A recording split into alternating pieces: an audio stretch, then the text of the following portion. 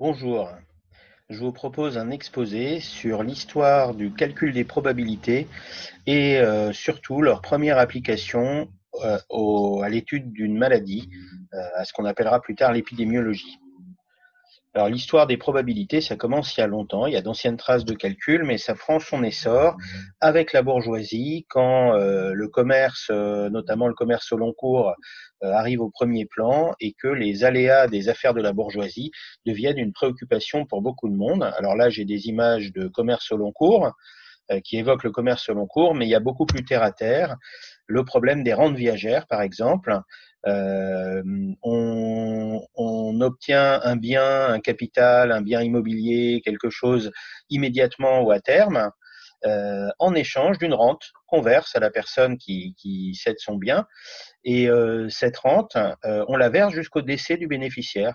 Donc on comprend que les banquiers, les bourgeois, moyens et grands qui préparaient ce type de contrat avaient envie d'un moyen de savoir quelle longévité le bénéficiaire pouvait espérer avoir. Autre domaine où les probabilités vont aussi être mises à contribution et se développer, les jeux de hasard. Alors ça, c'est aussi après la Renaissance et pendant tout le siècle des Lumières. C'est un siècle où l'aristocratie, elle est en pleine décadence et elle passe ses soirées à s'obséder pour les jeux de cartes, les jeux de dés, où on parie des sommes folles. Ça occasionne tout un tas de problèmes de calcul de probabilité. Et un des problèmes célèbres, qui est célèbre parce que c'est un des premiers problèmes où la solution a été rédigée quasiment en termes modernes, c'est ce qu'on appelle le problème des parties. Alors, qu'est-ce que c'est ce qu'on a appelé le problème des parties? Deux joueurs misent chacun une même somme d'argent et ils jouent en trois manches gagnantes. C'est-à-dire que le premier des deux joueurs qui remporte les deux manches remporte la partie et les deux mises. Le problème est le suivant. Imaginons que les joueurs commencent à jouer et puis la partie est interrompue avec des scores inégaux. Comment répartir les mises? Les premiers qui ont proposé une solution convaincante à ce problème, c'est Pierre de Fermat, qui était mathématicien, et un autre mathématicien, mais qui n'était pas que mathématicien, un certain Blaise Pascal. Ils ont proposé un calcul d'espérance de gain pour les deux joueurs à partir d'une situation comme celle qui est proposée ici. Alors, qu'est-ce que c'est l'espérance en probabilité? C'est un mot qui désigne une moyenne. L'espérance de gain pour un jeu de hasard, c'est la moyenne de gain à laquelle on peut s'attendre. Comment on la calcule? On fait un modèle de probabilité du jeu. On essaie de calculer la probabilité de chaque issue possible de la partie. Et après, on fait la moyenne du gain où chaque gain possible compte proportionnellement à sa probabilité d'arriver. Évidemment, c'est quelque chose qui intéresse surtout ceux qui organisent des jeux. Les gens qui conçoivent des machines à sous, la Française des jeux, ont envie de concevoir des jeux qui nous donnent envie de jouer, qui donnent l'impression qu'on peut gagner, qu'on a quand même, ou bien qu'on gagne un petit peu à chaque fois, qu'on perd pas tant que ça, alors que le gain moyen, ça va aller pour leur poche. Pour prendre des exemples, je vais d'abord donner des exemples de modèles de probabilité simples. Le tirage à pile ou face. Chaque résultat pile ou face a une chance sur deux de survenir. On dit que la probabilité de chaque tirage est 1 sur 2, 0,5. Le dé, c'est pas beaucoup plus compliqué. Chaque numéro a une chance sur 6 d'arriver et donc chaque numéro a une probabilité de 1 sixième, 0,166. On peut s'attaquer à des tirages plus compliqués. Mettons qu'on tire 3 fois de suite à pile ou face et qu'on s'intéresse à la séquence dans l'ordre des 3 résultats. Un petit aperçu montre qu'on a 8 possibilités. Donc, chaque tirage, par exemple le dernier, face, face, face, aura une probabilité d'arrivée de 1 sur 8, 1 huitième, 0,125. Il y a un autre moyen de calculer cette probabilité. Pour un tirage face, face, face, on peut dire qu'il y a une chance sur deux d'avoir face au premier coup. Si on a face au premier coup, on a de nouveau une chance sur deux d'avoir face au deuxième. Et enfin, si on a déjà ces deux chances, on a une chance sur deux d'avoir face au troisième. Quand on croise des événements comme ça en probabilité, le principe est qu'on multiplie les probabilités. Donc ça nous donne un demi fois un demi fois un demi. On retrouve le 1 huitième, le 0,125 de tout à l'heure. Cette idée de multiplier les probabilités, on va la retrouver tout à l'heure sur les populations. Maintenant qu'on a quelques exemples de modèles de probabilité, on peut montrer comment on peut calculer des espérances de gain. Mettons qu'on essaye de calculer l'espérance de gain à pile ou face quand ça rapporte 2 euros de faire face et qu'on perd quand on fait pile, bon, ça rapporte rien. Là, on voit ce que ça va être le gain moyen. Imaginez que vous tiriez 1000 fois à pile ou face. Vous voyez bien qu'une fois sur deux, à peu près, ça va faire face. Et donc, 1000 fois, il y aura à peu près 500 faces. Donc, vous aurez gagné 2 euros fois 500, 1000 euros. Donc, ça fait un gain moyen de 1 euro par coup sur 1000 coups. Et effectivement, l'espérance qu'on trouve, en calculant une fois pour toutes avec notre probabilité de 1 demi, en calculant 1 demi fois 2 plus 1 demi fois 0, c'est 1 euro. Donc ça, c'est un théorème des probabilités qui date de l'époque du siècle des Lumières, de 1720, un théorème de Jacob Bernoulli, qui affirme que si on calcule une fois pour toutes l'espérance, on obtient la même valeur que si on joue un grand nombre de fois et qu'on fait la moyenne des gains. C'est ce qu'on appelle la loi des grands nombres. Un exemple plus compliqué, mettons qu'on gagne toujours en faisant face, mais qu'on a le droit à 3 lancers. Donc on peut gagner en un coup, là il y a une chance sur deux de gagner en un coup, en deux coups, il faut faire pile et face, une chance sur quatre, en trois coups, et on peut aussi perdre, et donc les deux dernières éventualités ont une probabilité de 1 sur 8 ou 0,125.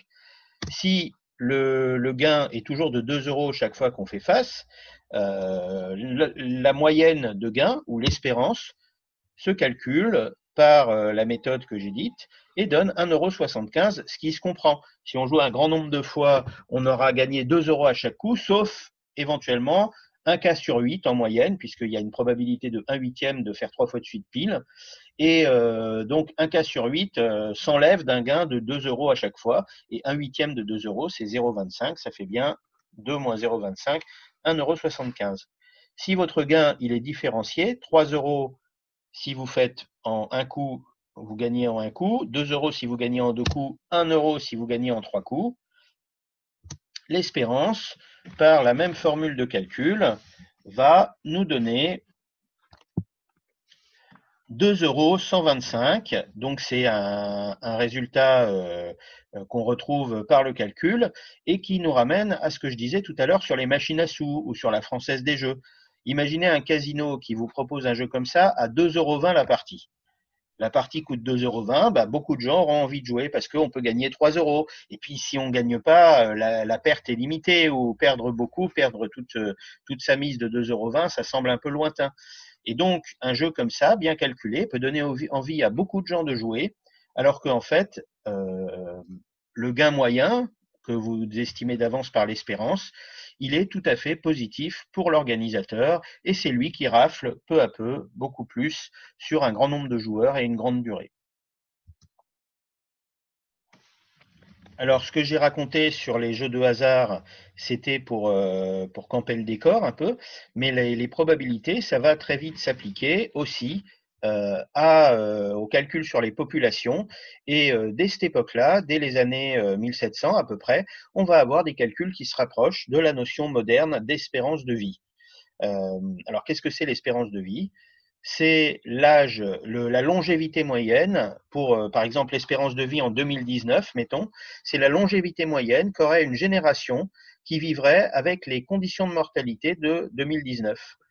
C'est-à-dire que c'est un indicateur non pas sur l'âge moyen des gens qui naissent en 2019, la longévité qu'ils peuvent espérer, parce que les conditions de mortalité vont changer au fil de leur vie. C'est pas non plus l'âge moyen de décès en 2019, parce que ça prend en compte que les gens qui meurent, pas l'ensemble de la société. C'est un indicateur plutôt de l'état sanitaire, social, médical, politique du pays dans lequel on fait le calcul.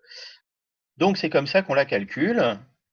On prend tous les gens qui devaient avoir 40 ans en 2019, par exemple, on regarde combien sont morts et on fait la proportion. Ça nous donne la probabilité de mourir en 2019, calculée après coup, et on fait ça pour tous les âges, de 0 à 120 ans, et on calcule l'espérance de vie par la même formule que tout à l'heure, et ça vous donne l'âge moyen de décès qu'aurait toute une population qui vivrait toute sa vie avec les mêmes probabilités de mourir à chaque âge qu'en 2019.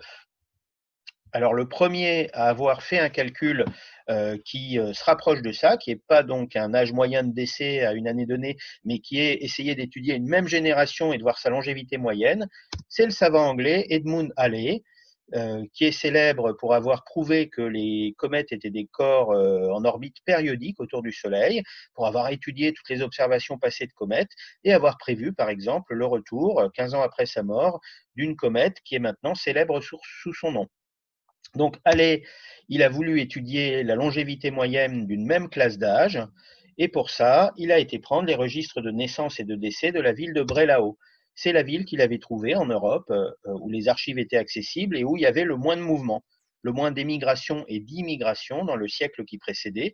C'est pour ça qu'il a pu, en regardant les registres des décès et en les comparant aux registres des naissances pour ne sélectionner que les décès des gens qui était né l'année qui l'intéressait, une centaine d'années avant, il a pu se faire une idée assez exacte de la longévité de toute cette population. Et ça lui a donné cette table qu'on appelle la table de Halley, qui était un document donc, qui a fait date, qui est un peu célèbre pour ça, ramené à une proportion, par proportionnalité à 1000 individus. Il a comme ça, de manière assez lisible, l'état de sa génération au bout de 2 ans, 3 ans, 4 ans, etc. Il a estimé qu'il s'agissait de 1300 nouveau-nés. C'est une estimation car les décès des enfants de moins de 1 an n'étaient pas dans le registre des décès. Donc il y a une mortalité infantile effroyable, bien sûr, et cette table, elle permettait de calculer l'espérance de vie, comme on dirait aujourd'hui, la longévité moyenne de cette population, mais aussi la longévité moyenne pour tous ceux qui ont plus de 20 ans, par exemple. L'espérance de vie à 20 ans, l'espérance de vie à 30 ans. Et elle était effectivement motivée par les demandes pour ce type d'études venaient de gens qui avaient des problèmes de rente viagère et de taux de rente viagère à calculer. Alors cette table, la table de Halley, elle allait bientôt servir à un calcul novateur pour l'étude d'une maladie. La maladie en question, c'est la variole. Donc la variole, c'était une maladie qui sévissait depuis l'Antiquité dans toute l'Europe, l'Asie, l'Afrique, qui était assez meurtrière et très contagieuse. Et elle sévissait aussi sur le continent américain. Elle a été introduite, ou peut-être réintroduite, mais en tout cas, elle n'existait plus quand Christophe Colomb est arrivé là-bas. Et elle a frappé extrêmement durement les populations locales et a contribué à l'hécatombe abominable qu'ont connu les autochtones. Et même, dans la fin de cette histoire-là, les colons nord-américains l'ont même utilisé volontairement contre certaines populations d'Indiens d'Amérique du Nord. Voilà, alors c'était une maladie très contagieuse, souvent mortelle, mais quand elle ne tuait pas, elle laissait des traces, puisque les victimes voyaient pendant la phase aiguë de la maladie des pustules, des plaques se développer sur leur corps, des vésicules, et quand ils guérissaient, les cicatrices pouvaient les marquer à vie, c'était la petite vérole. On ne savait pas guérir la variole, mais une pratique se diffusait lentement, une pratique apparue bien des siècles avant en Chine, qui consistait à inoculer à une personne non malade du pus prélevé sur des vésicules de quelqu'un atteint par une forme bénigne de la variole. Et on savait que les gens qui réchappaient à la variole étaient immunisés à vie, et de la même façon, ceux qui subissaient cette intervention étaient immunisés à vie. On appelait ça la variolisation ou l'inoculation. Ils étaient immunisés à vie s'ils n'en mouraient pas, parce que le fait d'estimer que c'était bien une forme affaiblie, bénigne de la variole qu'on inoculait, ça se faisait pas sans erreur. Et il y avait un nombre très restreint, mais quand même pas nul de cas, où à travers l'inoculation, on faisait vraiment, on contaminait vraiment la personne avec la variole, elle développait la maladie et elle avait un certain risque d'en mourir. Alors cette technique, la variolisation, l'inoculation, arrive à Constantinople. Là, il y a des Européens. La femme de l'ambassadeur britannique la découvre, la fait pratiquer sur ses enfants et la ramène en Europe où elle milite pour, ainsi que d'autres personnes. Il commence à y avoir des campagnes pour l'inoculation générale. Et c'est là qu'un mathématicien, Daniel Bernoulli, décide de faire un calcul pour essayer de convaincre les gens du bénéfice de cette pratique. Alors Bernoulli, ça fait la deuxième fois que j'emploie ce nom-là. C'est toute une famille de mathématiciens. Il y a Nicolas, il y a ses fils Jacob, donc c'est celui de la loi des grands nombres dont j'ai parlé, et Jean Bernoulli. Et puis il y a plusieurs fils de Jean, dont Daniel Bernoulli, qui ont compté dans les mathématiques et dans les autres sciences tout au long de cette époque-là. Et Daniel, il entreprend un calcul pour montrer que si on éliminait la variole comme cause de décès, la population mourrait plus âgée, vivrait plus longtemps. Et donc, pour faire ça, il part de la table de Halley et il veut faire un calcul sur combien il y a de morts de la variole dans la table de Halley. La table de Halley, elle nous permet un calcul d'espérance de vie. Et la table de Halley, si on peut isoler les morts de la variole dans la table de Halley, elle nous permet aussi de faire un calcul d'espérance de vie sur les autres, sur tous ceux qui sont morts d'une autre cause de décès, soit parce qu'ils n'ont jamais eu la variole, soit puisqu'ils l'ont eu mais ont été immunisés puisqu'ils n'y ont pas succombé. Donc, son problème, c'est ça. Parmi tous les décès comptabilisés dans la table de Halley, comment isoler ceux qui sont dus à la variole? Et pour faire ça, il a besoin d'un modèle de probabilité.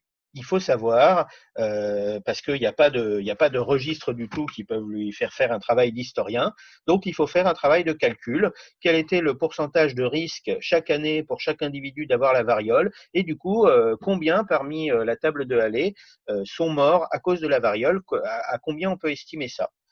Donc, il fonde son calcul sur les chiffres abominables de l'époque. Dans certaines villes, il y avait une personne sur 15 qui était frappée chaque année de la variole.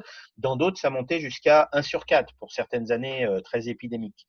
Donc, lui, il prend un chiffre moyen. Il considère que chaque année, on a une chance sur 8 d'attraper la variole. Donc la population, chaque année, il y a un huitième qui attrape la variole, et que quand on a la variole, sur l'ensemble des gens qui ont la variole, il y en a 1 sur 8 qui en meurt. Voilà. Donc, fort de ces hypothèses-là, de ce modèle-là, il reprend la table de Halley et il essaie d'estimer les morts de la variole. Donc, la première année, il y a 300 morts. Parmi eux, combien sont morts de la variole?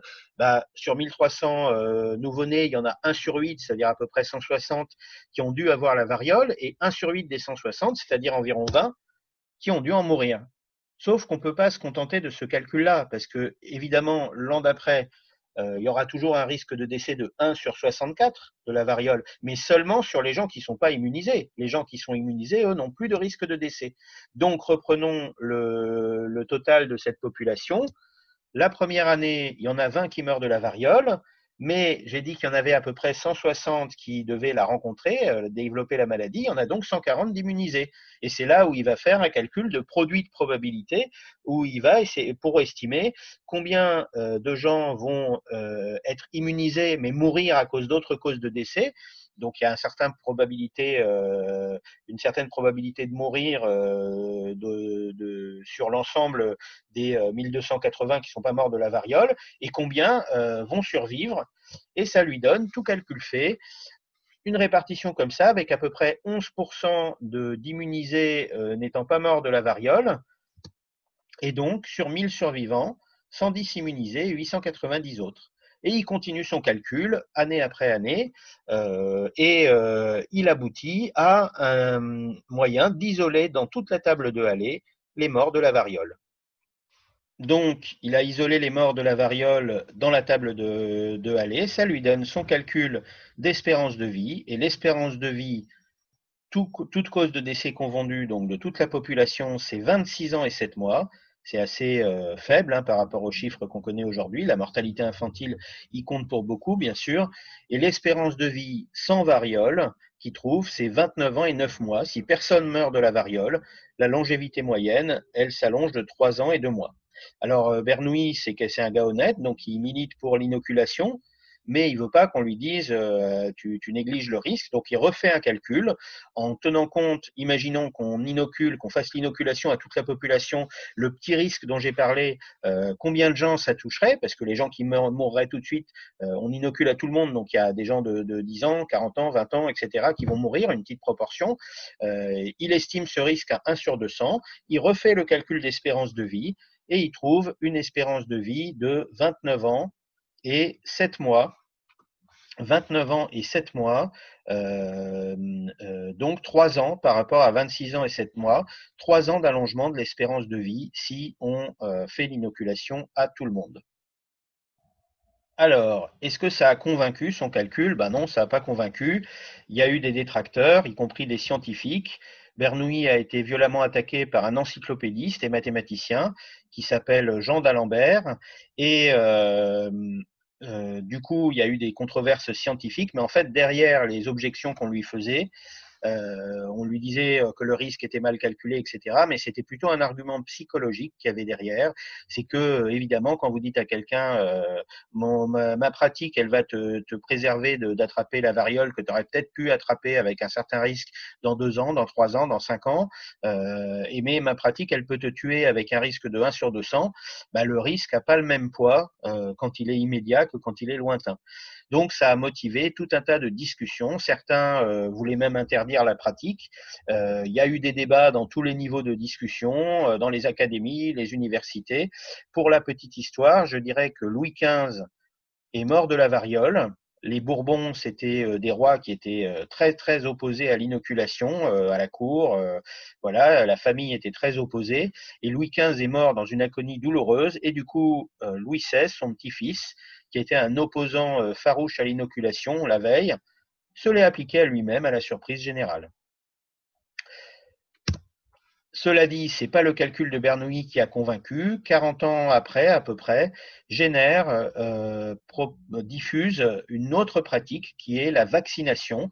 La vaccine, c'était une substance du pus tirée des vaches malades par une forme voisine de la variole, mais cette variole des vaches n'était pas la variole humaine. Elle immunisait les gens quand on l'injectait aux gens, sans aucun risque de contamination à la variole.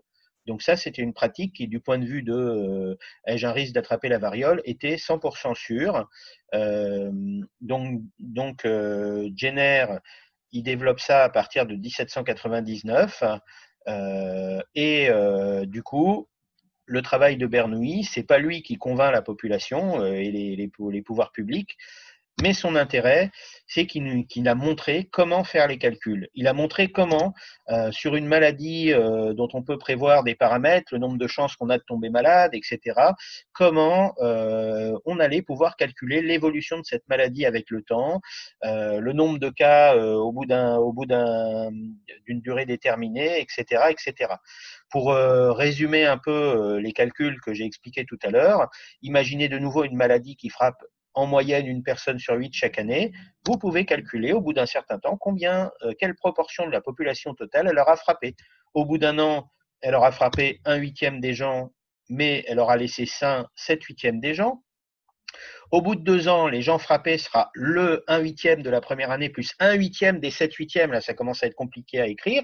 Par contre, les gens qui restent sains, ce sera 7/8 des 7/8, 7/8 au carré, ça c'est plus simple à écrire. Au bout de 3 ans, le nombre de gens qui restent sains, ce sera 7/8 de ces 7/8 au carré de la deuxième année. Donc, 7/8 au cube, vous voyez que si on continue, on voit poindre une formule mathématique. Et effectivement, c'est ce qu'on appelle des formules géométriques. Et une fois qu'on a une formule comme ça, on peut par exemple calculer en faisant une estimation qu'au bout de combien de temps la moitié de la population sera touchée. Et là, c'est à peu près 5 ans. Alors Bernoulli, il a en fait été plus loin. Ses modèles, ils étaient plus perfectionnés que ce que j'ai expliqué là.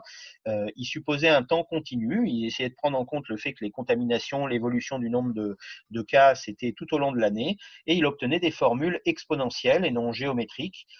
Mais en tout cas, l'importance de son travail, c'est qu'il a montré la voie pour ce type d'études. Alors, comment la variole a-t-elle été finalement vaincue? Eh bien, pas tout de suite. D'abord, la pratique de Jenner, j'ai dit qu'elle avait annulé le risque de contaminer quelqu'un avec la variole par rapport à la variolisation, mais elle n'a pas annulé tous les risques. On ne connaissait pas la sepsie, on utilisait la même seringue pour vacciner tout le monde, et puis même, c'était pire que ça, c'est-à-dire qu'ils ne se trimballaient pas avec une génisse infectée à chaque fois, donc ils vaccinaient une personne, et ils utilisaient cette personne comme réservoir à vaccin pour vacciner tout un village après ou une autre localité. Donc vous voyez qu'il y avait des tas de risques qu'ils ne connaissaient pas à l'époque. Ils pouvaient refiler la syphilis, etc. Et les risques, peut-être qu'ils ne les connaissaient pas, mais ils étaient quand même un peu détectés parfois. Et donc, il a fallu du temps avant que ça se sécurise, cette pratique. Et puis, il y avait d'autres problèmes. Il y avait des problèmes politiques. J'ai dit que les Bourbons étaient opposés à la variolisation. Il y avait des obstructions de la part des milieux aristocratiques et religieux. Il y a une partie des religieux qui disaient non, c'est à Dieu de décider qui tombe malade, c'est la main de Dieu, et l'homme n'a pas à intervenir là-dedans. Et donc, ils s'opposaient à ce type de pratique médicale. Puis, il y avait des problèmes politiques d'un autre ordre. L'Europe était en guerre tout au long du XVIIIe siècle. Après la Révolution française, il y avait encore plus de périodes de guerre. Et quand une découverte était faite en Angleterre, bah, c'était pas si rapide que ça à ce qu'elle soit diffusée sur le continent. Voilà. Puis il y avait des problèmes politiques, soit de retard ou de manque de volonté des pouvoirs publics, soit de moyens économiques. Cela dit, des campagnes de vaccination massive ont fini par être mises en place et la variole a fini par être vaincue en France dans les années 1914 à peu près. Il y a encore quelques cas isolés de petits noyaux épidémiques qui sont vaincus tout de suite, parfois importés jusqu'après 45, mais présentes en permanence dans la population. Ça s'arrête à peu près à la guerre de 14. Dans les pays du tiers-monde, c'est une autre affaire. Il y avait de gros soucis évidemment économiques, mais aussi des soucis culturels, sociaux. Les gens n'étaient pas sédentaires. Il y avait une méfiance parfois bien légitime vis-à-vis des autorités. Donc il a fallu faire autrement. Donc la variole, elle a été vaincue par d'autres stratégies que les campagnes de vaccination massive, et c'est d'ailleurs d'autres techniques médicales pour isoler les cas, pour isoler les foyers qui réapparaissaient, qui ont été développées, et notamment le père de ces campagnes-là s'appelle Donald Anderson, et malgré les difficultés, bah, elle a quand même été vaincue au point qu'elle soit déclarée disparue de la surface du globe en 1979. La variole, c'est pas une maladie présente chez des animaux qui pourrait repasser à l'homme, donc on considère que la variole, elle a été vaincue définitivement. Euh, Elle existe encore dans quelques labos, mais en tout cas, elle est vaincue définitivement en 1979. Donc pour conclure, un virus qui est un ennemi microscopique comme celui de la variole, bah, l'humanité a réussi à le vaincre, elle a développé des ressources pour ça, mais vous avez vu sur les délais que parfois les problèmes politiques, sociaux, finalement sont des obstacles aussi importants que les problèmes liés au virus lui-même. Et on le constate d'ailleurs aujourd'hui avec le coronavirus. Euh, Cela dit, c'est quand même réconfortant. L'humanité, elle sait trouver les moyens d'étudier ces ennemis-là, de les combattre, de les comprendre, de les éliminer. Et c'est pas que par la recherche biologique, mais c'est tous les corps de métier des sciences, et y compris les mathématiques, qui parfois peuvent collaborer pour vaincre un ennemi comme la variole.